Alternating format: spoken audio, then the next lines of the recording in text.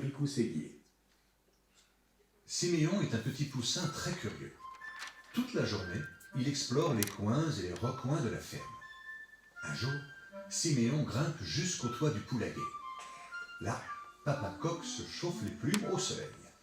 Le poussin s'approche du bord. Oh, comme c'est beau! S'émerveille Siméon. Il ouvre grand ses yeux devant les prairies en fleurs. Il demande à Papa Coq: Et là-bas, loin, très loin derrière les collines, qu'est-ce qu'il y a? Là-bas, derrière les collines, s'étonne Papa Coq. C'est si loin que cela doit être le bout du monde. Siméon s'écrie: Le bout du monde? Qu'est-ce qu'il y a, papa, au bout du monde? Papa Coq secoue sa crête. Je ne sais pas. Chanter le matin, nourrir mes poussins, picorer du grain, c'est ma vie de coq. Moi, ça me suffit. Pourquoi aller si loin?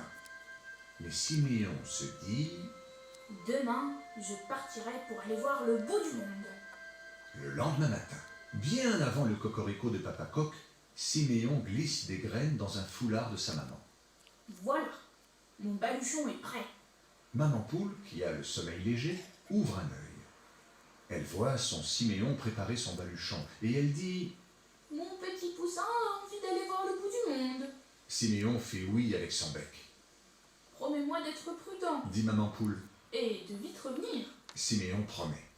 Puis il se blottit contre sa maman pour prendre des forces et il se met en route.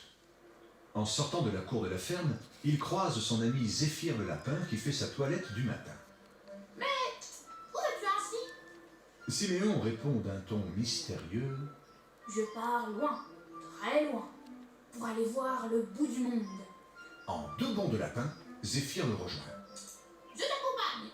Tu crois qu'il y a des carottes au bout du monde? Le premier soir, Siméon et Zéphyr ont beaucoup marché et ils ont très mal aux pattes. Ils décident de s'arrêter au bord d'un champ de coquelicots. Le poussin picore des graines, le lapin croque une carotte et tous les deux se partagent le foulard de Maman Poule pour se faire un petit lit. Puis, serrés l'un contre l'autre, Siméon et Zéphyr regardent ensemble les derniers rayons du soleil qui se retirent derrière les collines. Loin, très loin. Siméon et Zéphyr marchent pendant des jours et des jours. Ils se rapprochent des collines. Lorsque Siméon est fatigué, parfois, il se demande: Est-ce bien par là, le bout du monde? Un jour, enfin, ils arrivent au sommet des collines. Et là, Que c'est beau! s'émerveille encore Siméon. Les deux amis voient une large rivière d'eau verte qui scintille. Et vite, vite, ils descendent pour se rafraîchir. Dans la rivière, Zéphyr éclabousse son ami avec l'eau fraîche. Siméon rit et il dit au lapin: Allez, on continue notre voyage. S'il te plaît, porte-moi pour franchir la rivière. Alors Zéphyr le prend contre lui et il bondit de caillou en caillou. Maintenant, il traverse une forêt d'arbres immenses. C'est quoi ce bruit? S'écrie Siméon. Zéphyr bredouille, pas très rassuré lui non plus. C'est peut-être le vent dans les branches? Alors, pour couvrir ce bruit effrayant, Zéphyr se met à siffler.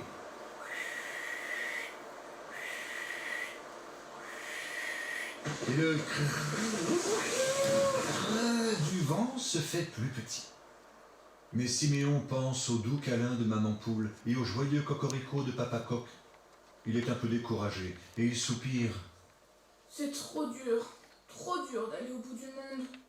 Pourtant, un jour, les deux amis sortent de la forêt et ils débouchent sur du sable. Du sable et encore du sable. Zéphyr fait 2 bonds sur la dune et il appelle son ami. Viens voir, Siméon! Siméon grimpe sur la montagne de sable et au sommet, il découvre de l'eau et encore de l'eau qui brille jusqu'à l'infini, C'est le bout du monde? s'écrie Siméon. Soudain, un drôle de bateau approche de la plage. Une énorme tortue tire un radeau avec 2 passagers, un singe et un perroquet. Siméon court vers les voyageurs et leur demande, tout excité: Bonjour, d'où venez-vous? Où allez-vous? La tortue traîne le radeau sur le sable, elle s'arrête près d'un beau coquillage rose. La tortue répond: Nous habitons de l'autre côté de l'océan et nous sommes à la recherche du bout du monde. C'est bien ici? Le perroquet répète: Nous sommes à la recherche du bout du monde. C'est bien ici? Ce soir-là, les nouveaux amis font un grand feu sur la plage. Chacun raconte son voyage. Puis Siméon se met à parler tout doucement. Je ne sais pas si nous avons trouvé le bout du monde, mais c'est comme ça que je l'imaginais. Quelque chose de grand comme cette mer. Quelque chose de beau comme ce coucher de soleil. Quelque chose de joyeux comme nous, tous ensemble sur cette plage.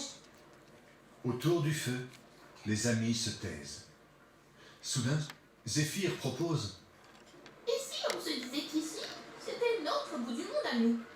Puis, dans le silence, Siméon, Zéphyr et leurs 3 amis regardent ensemble les derniers rayons du soleil qui éclairent le bout du monde, leur bout du monde. Siméon glisse le coquillage rose dans son foulard. Il rêve de ce qu'il dira à sa maman poule quand il rentrera. Regarde, maman, le beau trésor que je te rapporte. Je l'ai trouvé au bout du monde.